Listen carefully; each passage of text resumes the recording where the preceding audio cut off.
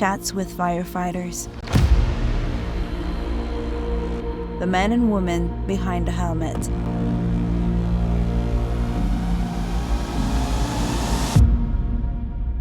Episode 5.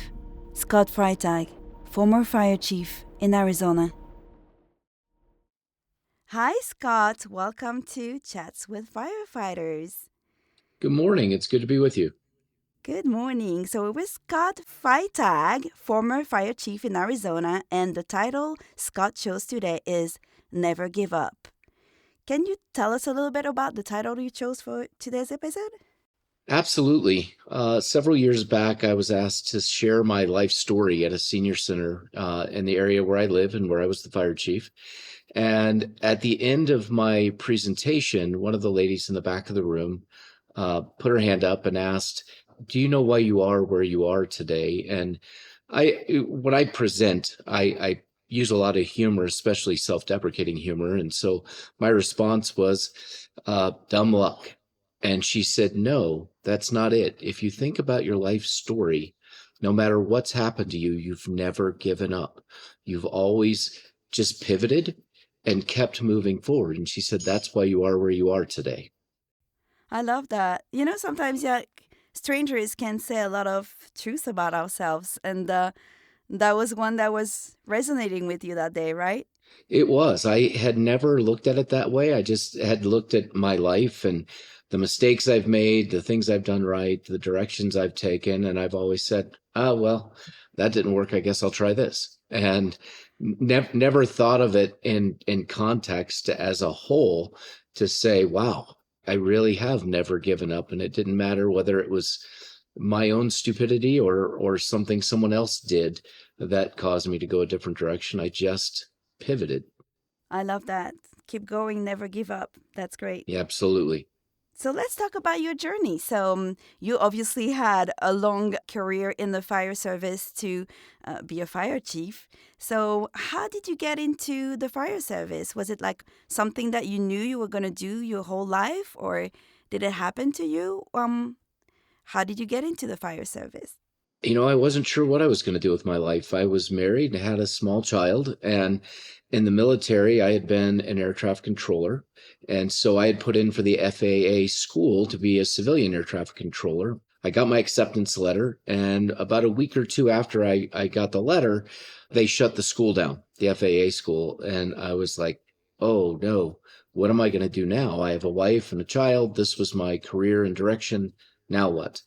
I had done some volunteer firefighting when I had gotten out of the military. My dad was still a volunteer, and my great-grandfather had spent over 30 years with the city of St. Louis in Missouri. And so I called my grandpa and I said, "Hey, what would it take for me to get into the fire service?" And he said, "Let me call you back." He called someone in the city of St. Louis Fire Department and called me back, and he said, "You need to become a paramedic and then start applying with fire departments." And so that's what I did. I used what little bit of GI Bill money I had, and I went to EMT school and then became a paramedic, and then was eventually hired by the St. Charles City Fire Department.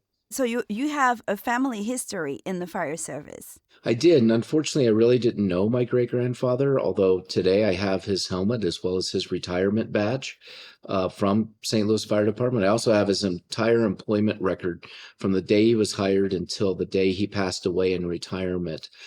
They keep a record of all of their individuals, and so I have those documents. What date was this? It was 1942 to 1973. Wow. So he was during World War II, and he was still here in the U.S. He was in the fire service, right? That's correct, yes. And your dad was also a volunteer firefighter? He was a volunteer firefighter in St. Charles County, Missouri, and he spent many years as a volunteer and part-time paid, working his way up to a lieutenant position, and then eventually got out of it. But we were serving at the same time because as I became a full-time firefighter with one agency, we were a mutual aid partner with the agency he was with. So it was kind of cool for him and I to be able to work together or see each other on a scene. That's beautiful.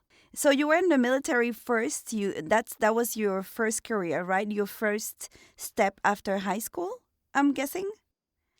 It was. I had gone to school for a short time for graphic arts, Oh. but I found out that I was better at coming up with ideas than I was actually drawing them. And remember, that's the late 80s, early 90s, so we Mm-hmm. didn't have all the computer generated things back then. And so I decided to go in the military, use a GI Bill when I got out to go to college, and things didn't work out as well as I had hoped. It was non-wartime in the military, and the military and I didn't necessarily see eye to eye at the time. And back then, recruiters would kind of tell you anything to get you in. So what I was told I was going to do when I signed on the dotted line, and then what happened when I got in were two different things. And Mm-hmm. so for your listeners out there, there's a difference between responding and reacting. If you think about it medically, if you go to your doctor and they say, hey, your body's responding to the medication, that's good. If they say your body's reacting to it, then that's bad. And as a teenager, 18, 19 years old, when things don't go your way, your maturity level is typically, and at least in my case, was to react to the situation in front of me. And so I wasn't necessarily your best military member, and we didn't get along. So we parted ways a little earlier than anticipated. But they put me out on a medical after having dislocated my shoulder pretty badly. Mm-hmm. I see. And then you wanted to go to school, and then you ended up being a firefighter, a Yes. paramedic first, and then a firefighter. So, what was your first years in the fire service? You were a firefighter slash paramedic? Yeah, I started as just a paramedic and then got hired by the fire department and was sent through the fire academy. And I had truly found my passion once I got into the fire service. I just absolutely loved every minute of it. If we had calls that went throughout the night, we didn't sleep. To me, especially at that age, I was like, this is fantastic. I love what I do. I love giving back to my community. I love serving. And I just ate it up. And I went out and got all the training and education that I could along the way because I felt like there was more that I could give to the profession throughout however many years I was going to be in it. At that time, I was 25 years old when I got picked up by the fire department. I was a paramedic at 24, but I didn't know what retirement was. I didn't know what stopping work meant. I'm like, I have arrived. I am a firefighter. This is what I do, and this will be my life. And Mm-hmm. of course, as we mature and as we age, we find different directions and opportunities, and things change in our perspective. And but the fire service allowed me to really grow and mature and learn along the way. Can you just go through the steps, after being a paramedic, then a paramedic firefighter, then you became. After firefighter paramedic, in the department I was with, they didn't require you to be an engineer to promote to captain. And so I promoted to captain relatively early. It was a good move for me, and I learned a lot in that position and working with a crew and trying to learn to lead people because it was part of my leadership journey Mm-hmm. was figuring out what leadership was. I didn't know. And it took many years to really fully understand. I can't even say fully understand, but get a better grasp on leadership versus management and styles and all of those things.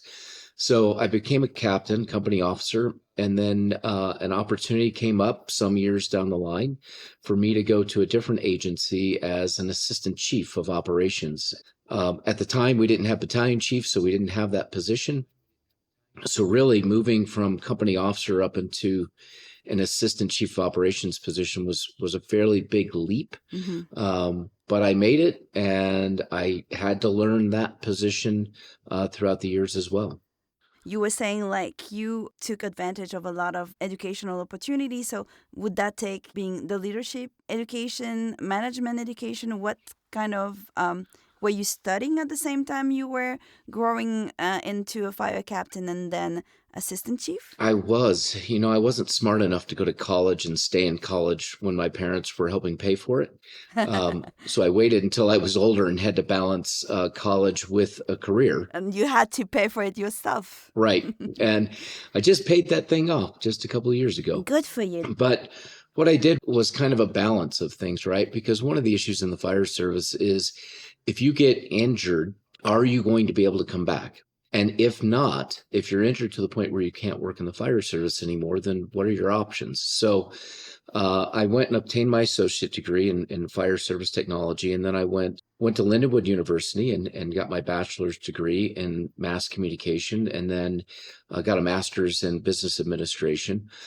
While I was doing that, I was still taking advantage of being able to go to the National Fire Academy and take all the courses and classes I could to learn more about the technical aspects of firefighting, the fire service, leadership management, just to get a variety of perspectives. And I have to say, the National Fire Academy is just a gem for the fire service. It's really a jewel, a place where people can go and connect with other fire folks from around the country and just get a variety of perspectives. As a matter of fact, I have a friend that became my mentor throughout my career that I met at the National Fire Academy in the late 90s. And we're still friends to this day, even though his entire career was on the West Coast. And I spent the first 20 years of my career in the St. Louis area in the middle of the country. We remained friends. And when he was the fire chief of Santa Monica, I went out and shadowed him for a week just to learn more and gain more perspective about what does the fire chief do? Because he was very successful. And I tried to mimic some of what he utilized with his personnel and his people and his team to build others. And we're talking about the other Scott. Yes, the other Scott. You know the other Scott. Yes, I know the other Scott. Yes. And so how do you combine your life as a father, an active firefighter and fire captain, plus studying on the side and get an MBA? Well, let's just say that in those years, I was very much career focused. It's not that I didn't focus on my family, it's just that I didn't always put them first. And hindsight being what it is, I wish I could change some of that when I look back on it today. But I still have a very good relationship with my kids and my wife. And my wife and I have been married, well, it'll be 35 years this August. So So you did some things yeah, right. something along the way worked. I don't know. Again, it goes back to dumb luck, or I just never gave up. I don't know, because part of that was her, and she's a very strong woman and very supportive. But yeah, trying to balance studying for my collegiate classes, going to the National Fire Academy and taking those programs, keeping up my paramedic license that entire time, being with my family, taking time with them. It was a lot, but you know what? It was enjoyable, and I learned so much along the way that shaped who I am today. And how many kids do you have? Because you mentioned your kids. I have two, one girl, one boy. It just leads me to the conversation of the work and life balance that's a little hard for a lot of people in the fire service because, you have a different kind of schedule. It's not a 9 to 5. How did you work? Was it like a 28 hours or 24 hours? How was your shift? So as a firefighter, I was 24 hours. As an assistant chief, it was a 40-hour work week, which meant 60 to 80 hours. And then as a fire chief, I worked a 40-hour work week, which meant 60, 80 plus hours a week. So I really am just now starting to learn a little bit more about what a work-life balance is. Although I will have to say, many people in the fire service, when they leave the fire service for whatever reason, they have a difficult time separating because their position or their profession has become their identity. And one of the things I really tried hard not to do was to allow the fire service or the title fire chief to become who I was. It's what I did. Mm-hmm. And so when I separated, while it was difficult because of the circumstances, the reality is I had my own personal identity. I see. So there wasn't a sense of being lost after the fact. Mm-hmm. I was able to find my way forward. And I think had it become my complete identity, I would have struggled with that a lot more. I see. So before we go into, the circumstances and where you are at today, can we just talk a little bit back into your fire chief position because that's your biggest accomplishment in your career? Yes. What did you do as a fire chief? When you look back, what are your biggest accomplishments? Well, it's interesting. I obtained a fire chief position in Arizona, so I had to move my family from the St. Louis area to Arizona. And I took over a smaller agency, and within just a few months, all the other chiefs and the surrounding departments, there were only two other agencies around me, they were gone. And I was kind of the last person standing, so to speak. And the larger agency, another fire district, was having similar struggles to us as far as the regressive tax structure in the state of Arizona. Mm-hmm. I started visiting with their staff, and I'm like, is there a way for us to bring these entities together? And the tax rates were different, and there was no way to bring them where there would be parity with it. So I found a statute in the state that allowed for fire authorities, but no one had used it before. And so their staff and I worked together, and we created a joint management agreement first, where I became the fire chief of both agencies.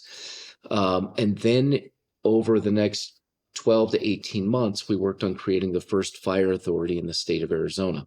And so when you talk about the tax situation, is it because the taxes went down?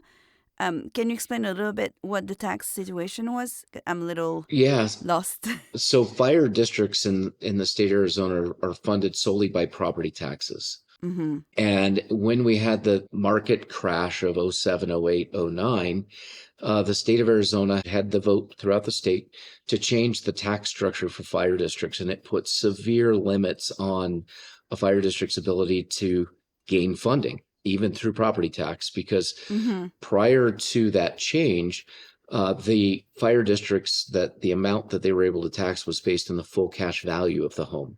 After the change, it moved from the full cash value to the limited cash value, and then capped that at 5% per year. And so the only way that you could grow is if all existing properties hit 5% year over year on their property assessments, or new construction.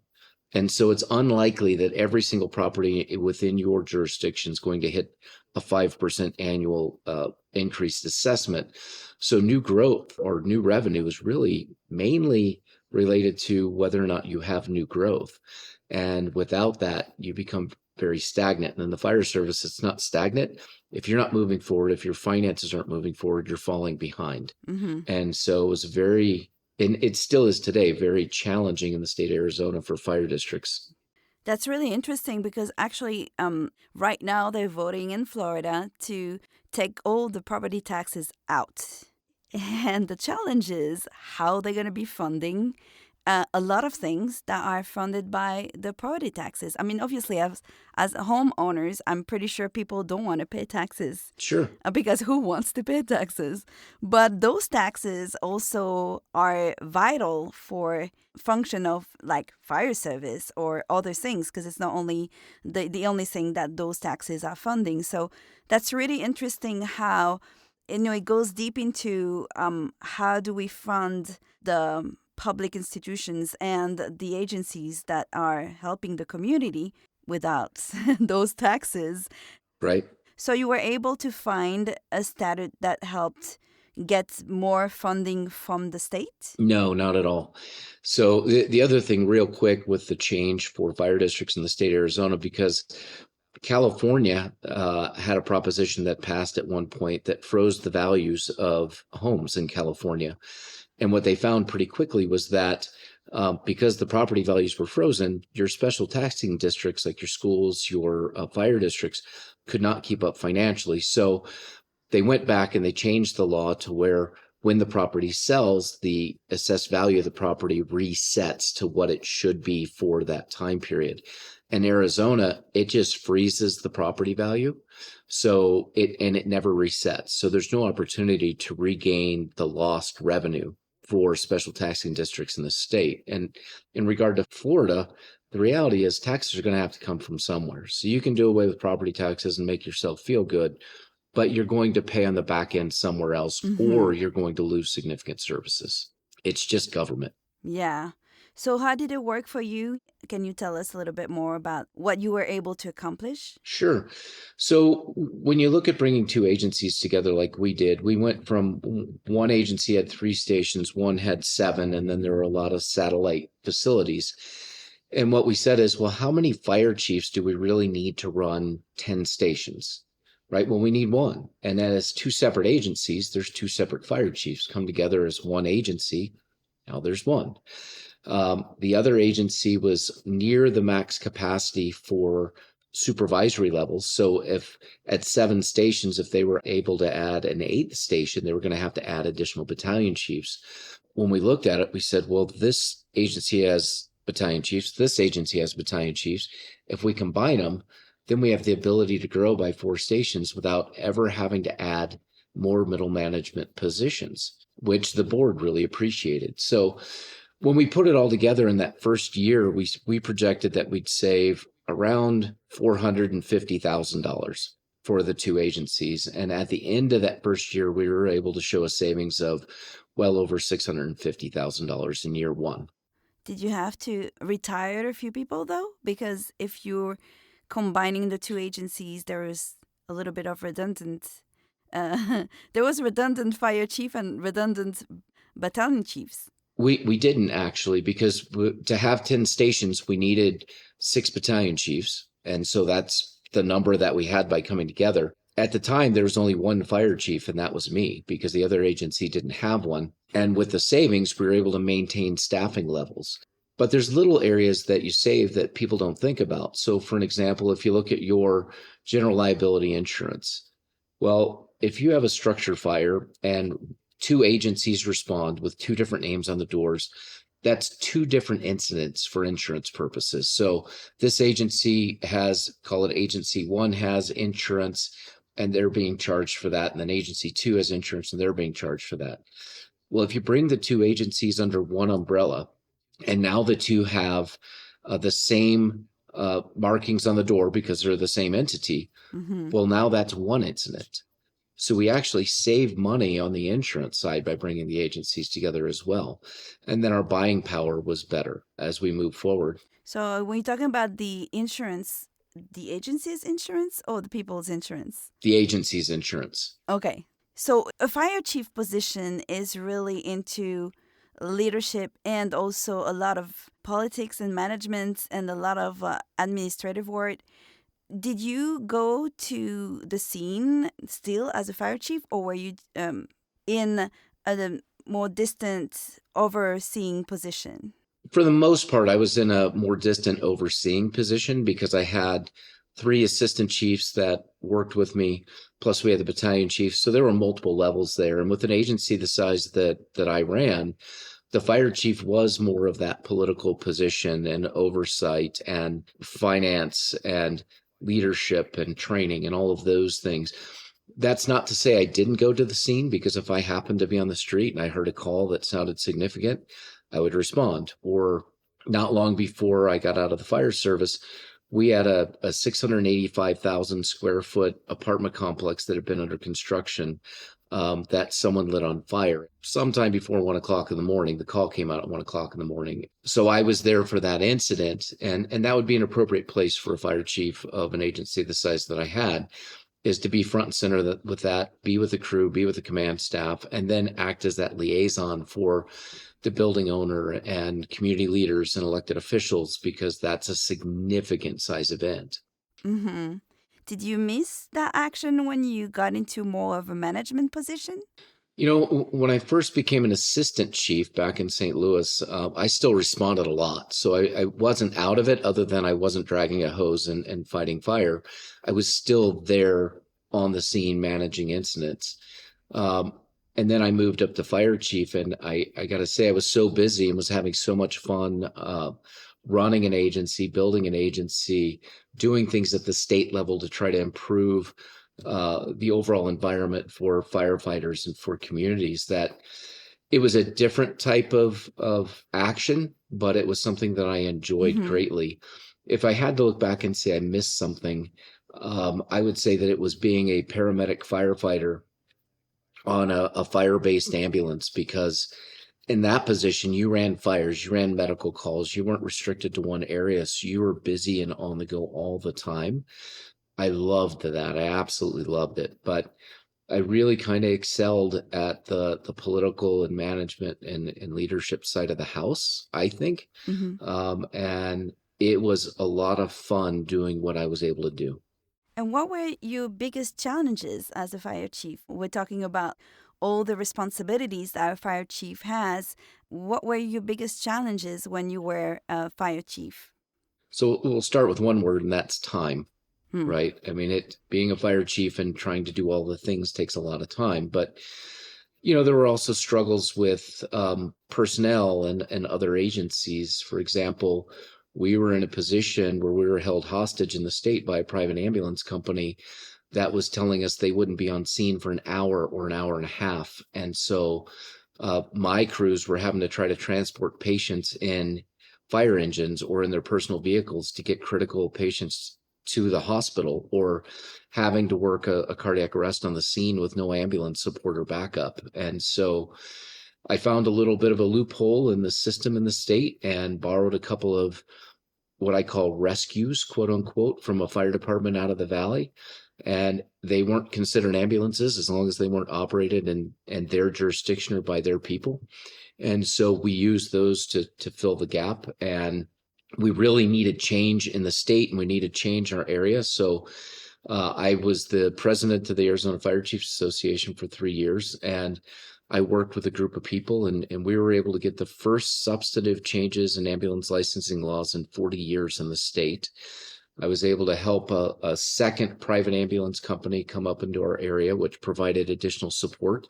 And then I was finally able to obtain the license for our agency to operate ambulances, so we weren't just counting on solely uh, private companies to provide life support services. But that was one Big big issue. challenge.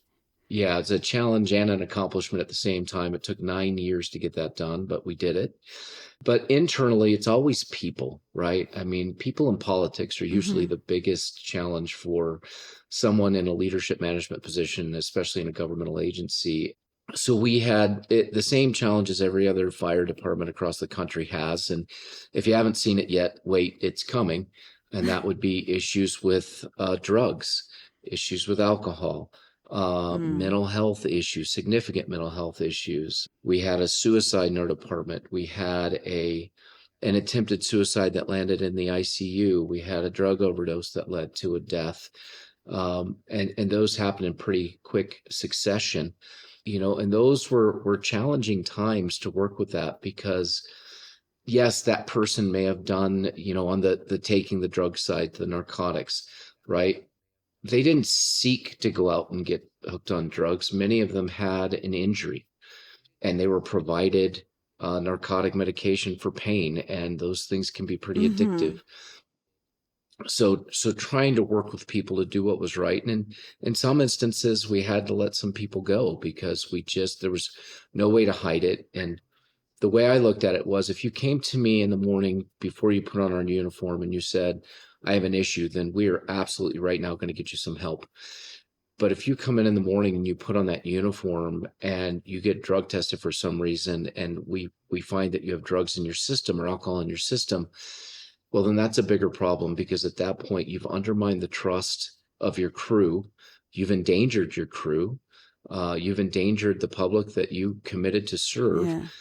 So we had outlets that we put in place. We brought in a mental and behavioral health company in the area that specialized in trauma and working with military, fire, police, EMS, and we had a contract with them. We had a lot of utilization, which I was very proud of. I was happy that our folks were willing to go talk to someone and seek help.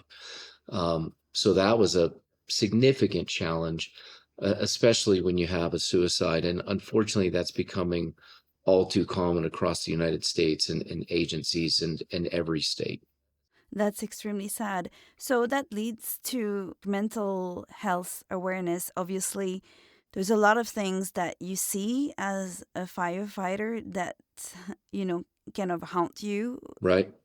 Do you think there's enough barriers? Do you think there's enough support system for firefighters who go on the scene every day? Do you think there's something that could be done that would be helpful for the whole fire service? I think there's been a lot of changes over the years, and I have to say in Arizona, there are a lot of resources. I can't speak for other states, but I know Arizona has done a pretty good job at providing resources for firefighters. One of the things I talked to a network that studies firefighter suicides, and what he told me is most of the firefighter suicides have nothing to do with the job. A majority of them have to do with family and finance issues. And Mm. you see that over time. If you have a family or a financial issue, that comes into work with you, and then that heightens your anxiety when you're on a scene, and then you see some bad stuff, and it just all kind of comes together and into this package that is unhealthy. And so we really tried to focus on how do we create the healthiest environment we can for our personnel? How do we make it okay to say that I'm not okay? Part of that's a cultural issue with the fire service because you can have all the trauma counselors you want, but if there's a stigma within your agency about someone seeking help, then you're going to lose someone somewhere. Mm-hmm. And so part of it is changing that culture and creating that acceptance that this is okay to get help. It's okay to sit down and have a conversation with someone that can help you and your wife or you and your kids, or can help you figure out how to manage your finances better. And, I think those resources are available for the most part. I'm not saying everywhere, but, there's a lot of great programs. Even FDNY has some amazing programs. I was fortunate to interact with their head of those programs, the guy who really led the charge on that.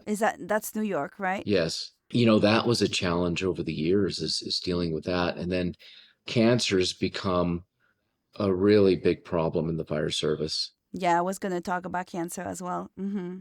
Just going back a little bit before we talked cancer prevention, and that's another big thing that needs to happen and more. Sure. For mental health, you just mentioned a lot of times finances, and the financial situation was also like a trigger. Do you think firefighters should get paid more?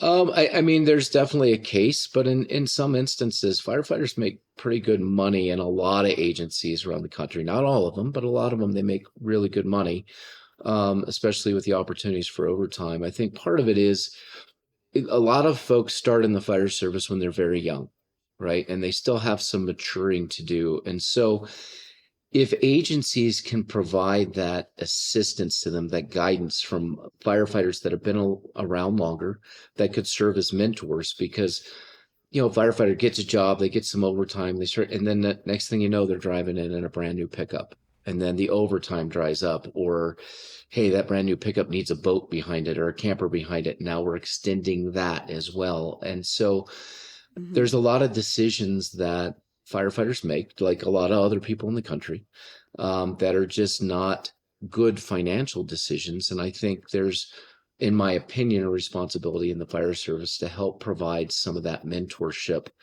to help them grow and mature along the way, because you are hiring people that are 19, 20, 21, up to 23 or 25.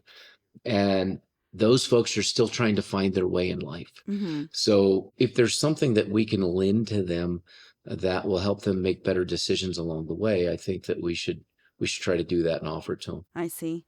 Internally in all the firehouse, because you said about how the culture of not talking and not sharing and swallowing all these nightmares or, haunting thoughts or anything that has to do with the job.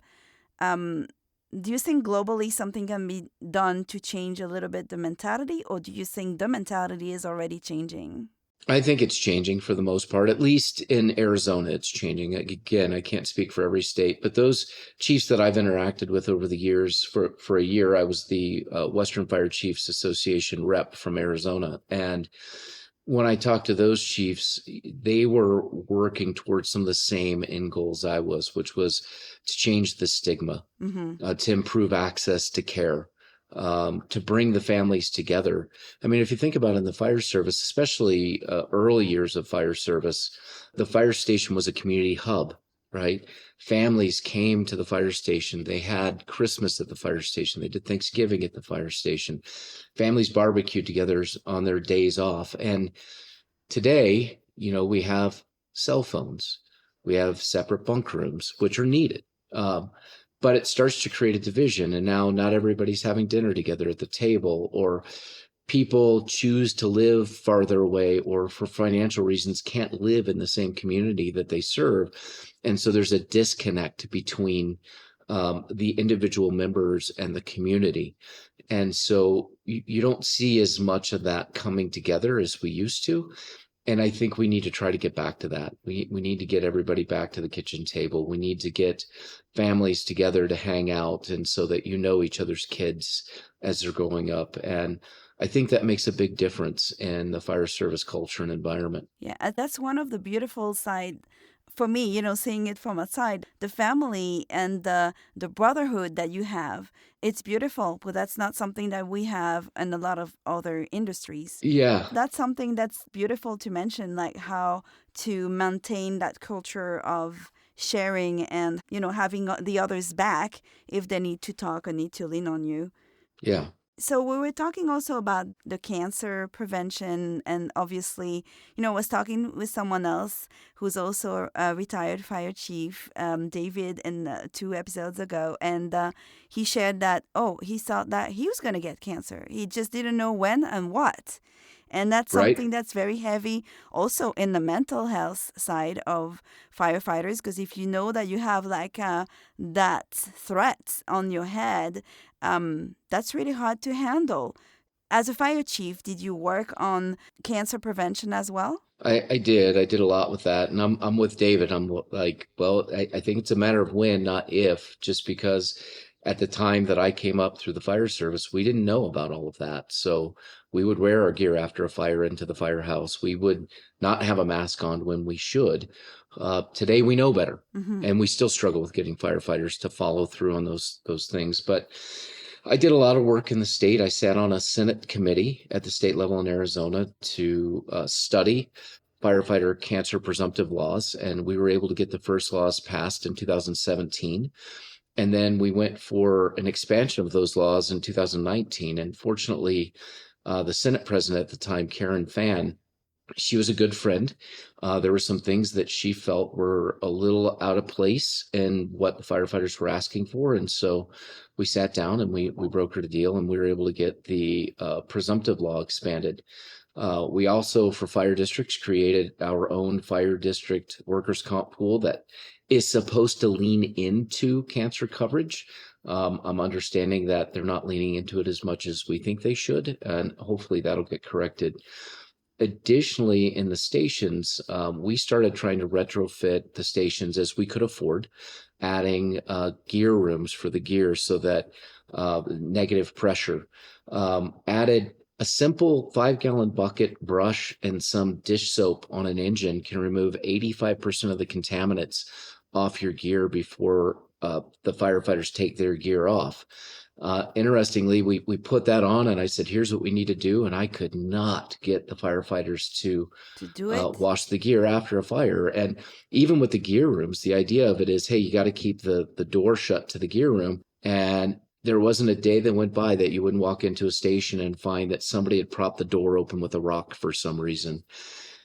We also started changing countertops in fire stations and flooring in fire stations so that they were solid surface, easily cleaned. We started moving to a clean cab concept when we ordered new engines, and then they were supposed to retrofit the older engines as money would allow to get into the clean cab concept. Now, that's a great cancer prevention effort as far as the clean cab concept. It's also in some areas with some firefighters controversial because you no longer keep your air tanks in the seats inside the engine. They stay in a side compartment. There was a little consternation with that, but we made the move. So there was quite a bit that we were trying to do for cancer prevention and mitigation efforts. But some of that culturally, you have to get the firefighters to be willing to follow it. The other thing we did was we were able to work with other fire districts to obtain a grant. Dr. Shukla in the Phoenix area is one of the leading experts in firefighter cancer in the country. And so we were set up with her. So every one of our firefighters of a certain age and up could go down to Dr. Shukla free of charge for full body scans, full cancer workup, full blood screening of multiple different types. And to my understanding, that program is still going strong today. But even with that, our firefighters were like, well, aren't you going to pay me to drive down the hill to go to this? And we're like, no, this is a benefit to you.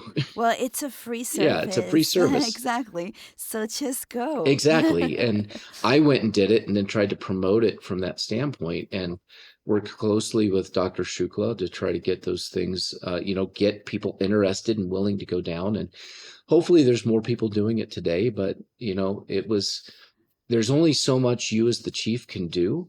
You can Hmm. provide everything, like the old saying, you can lead a horse to water, but you can't make them drink, right? You can Yeah. provide the firefighter all the cancer mitigation stuff, but unless they're willing to make the effort, then it's not going to work.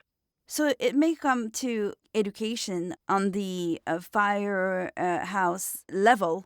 Right, Is there a list of things that you encountered that actually give firefighters cancer? Is it right. smoke? Is it products that you inhale? Is there like more specific research about how they can limit the risk for firefighters? There actually is. There's a lot of research into the topic, both mental health and cancer and overall wellness in the fire service. Dr. Sarah Janke is one of the leading experts in firefighter health and well-being, and she runs a great conference every year and does a lot of speaking. So there's a lot of material out there. There's a lot of things that we present to firefighters in training. Our training cadre was always talking to firefighters, especially during live fire training, about cancer prevention and having wipes to wipe your neck down, because we know that the products of combustion contain carcinogens, especially today with all the human-made products that are in a person's Hmm. home. I mean, they're highly combustible, that they're highly toxic. And so the smoke and the carcinogens actually soak through your turnout gear, right? It may protect you from water, but the cancer causing agents are soaking through, getting into your uniform and then soaking into your skin. And the Nomex hoods that firefighters wear, fairly thin, protecting you from heat, but that means that you're absorbing a lot of carcinogens into your neck. And, unfortunately, firefighter is an inherently dangerous field, but there are steps you can take to try to mitigate those dangers. And I think overall the fire service is doing a pretty good job of getting Hmm. the information out there, but it still takes time. And with our agency, we even set up a program. So we had our own warehouse and our own warehouse personnel. So if you went into a structure fire, every firefighter had a second set of turnout gear. Hmm. You would bag and tag your gear. Our warehouse personnel would come pick up the gear that's bagged and tagged. They would take it back, clean the gear, and they even had protective clothing for them to protect themselves from handling the gear. And then your gear would get returned to you once it was clean, and now Hmm. you'd have your second set of gear back in service again. There were a lot of things that we did, education that we tried to disseminate to convince firefighters, hey, these are things that you should do to protect yourself, because it's not just about you, it's about your family. Yeah. Well, maybe the biggest challenge now is to have those conversations at the level of the firefighters themselves. Seems like there's a lot of programs, but you need to change mentality on those two subjects, right? You The do. mental health and the cancer prevention. Absolutely. Is there other things that you would like to share that you did with as a fire chief? I'm also going to ask a very funny question I asked yesterday to a fire captain. Funny anecdote that happened to you, like in your career. It doesn't have to be as a fire chief, but Right. as a fire chief, that was going to be my first question first. Um, is there other things you want to share that you did that you loved? I love the development aspect of the job, and serving with the Arizona Fire Chiefs Association, the Western Fire Chiefs. I got to take part in a lot of education. During COVID, I was the president of the Fire Chiefs Association in Arizona, and we took that opportunity because there had been a lot of talk about, hey, there's not a lot of training available between the position of battalion chief and then an assistant chief or chief position. So I brought a group of people together. We spoke with the Fire Chiefs Association out of Texas, who had a similar program, and we set up what is called the Chief Executive Officer Program for Arizona. And it was a place where folks who wanted to be chief level officers or were chief level officers could come. And it was a long program. It's a week in the spring, a week in the summer, or a week in the fall. And then during the summer, there's a project you work on. a pretty intensive program, but it was a place to really be open and have conversation and dialogue. And we brought in speakers from different parts of the country to really help develop folks for those leadership positions in the future. And it's still going strong. Mm-hmm. And I think it was a good program. And, that was fun for me, was learning how to and helping others learn how to develop themselves into chief officers, because we need strong leadership in these departments and districts today, especially in the political environment that we're in, whether it's federal, local, state. There's a lot of challenges, and you need people in there that Mm-hmm. are in a position, have the background and education that can Up to the rise challenge. to that challenge. Yes. Mm-hmm. Before we talk about the last months of your career, very briefly, I want a funny story. Okay. What a funny I story. don't know if you can remember a funny anecdote, like the craziest or the funniest call you had in your career. It's funny. I was talking to my son about some of these Saturday night, and I have to say one of them, it was sad and funny at the same time. So my dad had run a call with a young man and his girlfriend who were killed in a car crash, and the young man's mom really struggled with his loss. And there was a day that my partner and I responded to the house, and we were picking the lady up. She had a robe on. She had been drinking. And so we got her in the back of the ambulance, and she starts to pull me towards her to kiss me. And so I jumped back, and as I pulled back from her, she was able to get the seatbelt loose on the stretcher and start to get up. And so I reached for her and I grabbed, and all I got was the robe. And she didn't have anything on under the robe.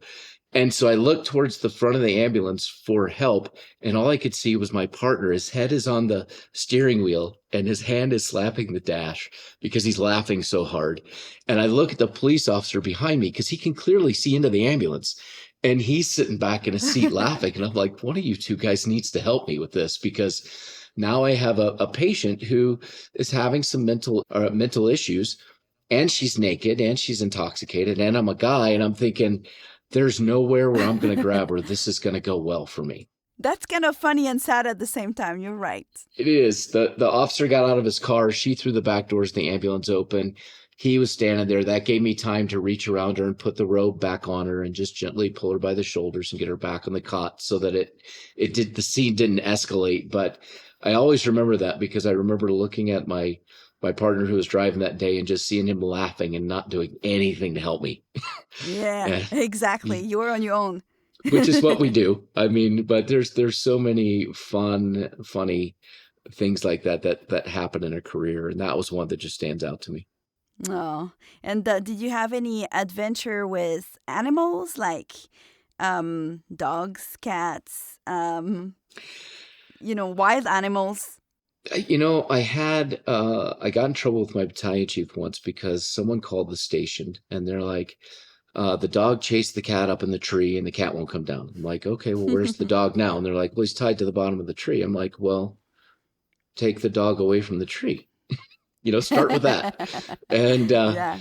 then I hung up, and ultimately somebody got a hold of the battalion chief, and he went out there and got the cat out of the tree, and he was pretty upset with me. And I'm like, well, the dog chased the cat in the tree, and then they tied the dog to the bottom of the tree. Cat's not going to come out. He was upset because you didn't go and Yeah. save the kitty. Come Yeah, on, Scott. I'm not chasing a cat around. Have you ever seen a cat skeleton in a tree? They're going to come down. Yes, poor things. I know they always come down. You're right. Yeah, they're going to come down. But I that's mean, kind of like a classic call to 911. oh yeah, yeah. Yeah. And I wasn't there for it, but we had a crew that had a cat stuck in a pipe, not stuck, but went into a pipe, wouldn't Aw. come out. And so they put a net on one end and opened up the fire hose on the other end and blew the cat out the other side, which didn't hurt him. Oh. It made him very mad. Didn't Of hurt the course cat. it did. I mean, and if they would do that to you, would you be happy? I don't no, think so. no, not at all. But I always found that funny. I know a lot of cat lovers would not, but they also wanted their cat Yeah, out a of the wet pipe. cat, cat and water, that's Right? not a good mix. I didn't do it though. I wasn't there. Good. So you're not going to be in trouble with the cat lovers who are going to No. listen to your episode. That's good. Yes. Yeah, absolutely. So after your whole career as a fire chief, you were wrongly terminated, and I would just want to talk briefly about how you handled it and how you bounced back and where you're at now, what you're doing with Sure. your professional side of life. So in 2024, the company that handled our trauma, our mental and behavioral health, was contacted by another company who was serving as the employee assistance program through our insurance. That company was affiliated with the union. I received some information that and some evidence of what appeared to be fraud. I turned it over to our agency attorney. He felt that it was fraud, and so we turned it over to the state. And that really upset the state union because, that was a state union affiliated mental behavioral health group that I turned in. And then there was a firefighter healthcare trust that they wanted us to go into. And I said, hey, just give us a year. There have been a lot that happened in my agency during the time they started to ask for this. The year prior, they had refused to bid on us. Now, all of a sudden, it became an emergency that we allowed them to bid. And I said, listen, we're not out for bid right now, so let's just give it a year. Well, according to our healthcare provider, the third-party agent for the Firefighter Healthcare Trust had access to our healthcare pool system through credentials that he was not supposed to have. And they supposedly had his digital fingerprints for months, taking up to 14,000 individuals worth of claims data.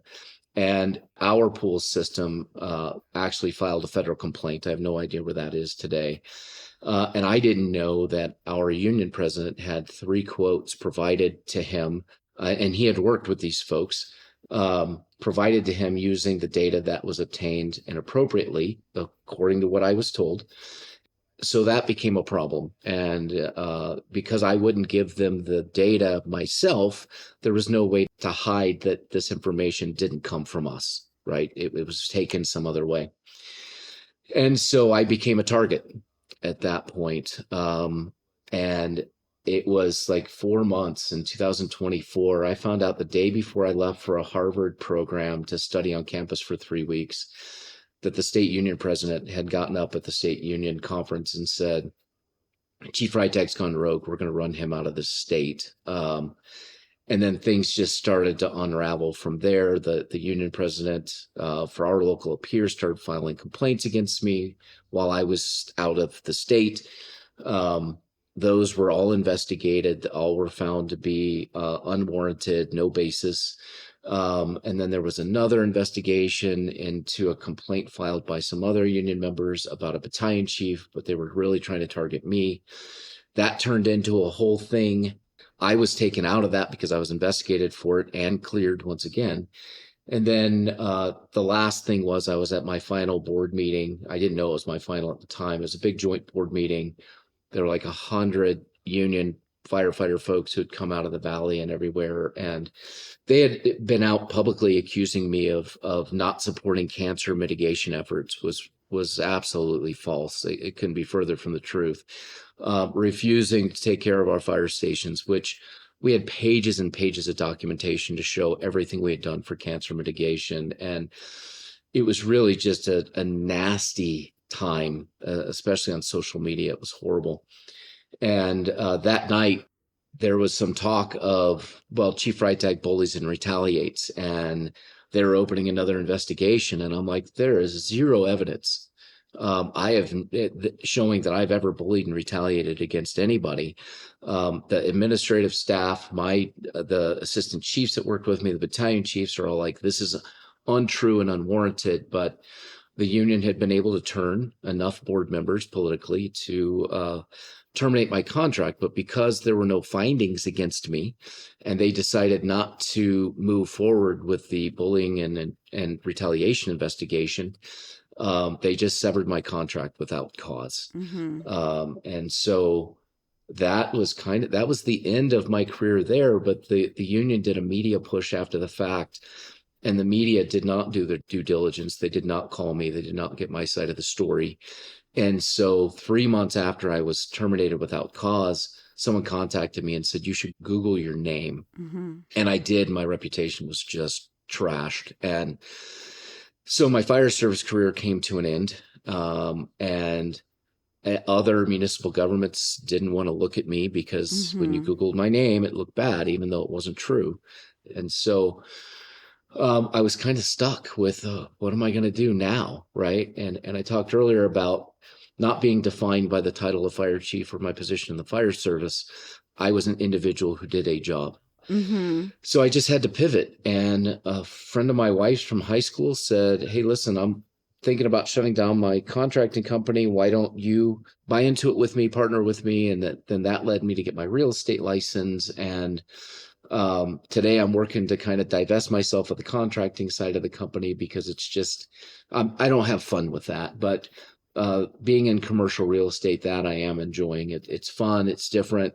Mm-hmm. I've got a great brokerage to work with, and I still live in the same area. There was no need for me to move because I couldn't find a job somewhere else at the time, and Do you like the area you're at now? I do. Because this is not where you are from originally, right? No, I'm originally from the St. Louis area, and now I live in the mountains in Arizona, and I serve the community. And fortunately, the community leaders and the business owners and the elected officials knew that what was going on was wrong.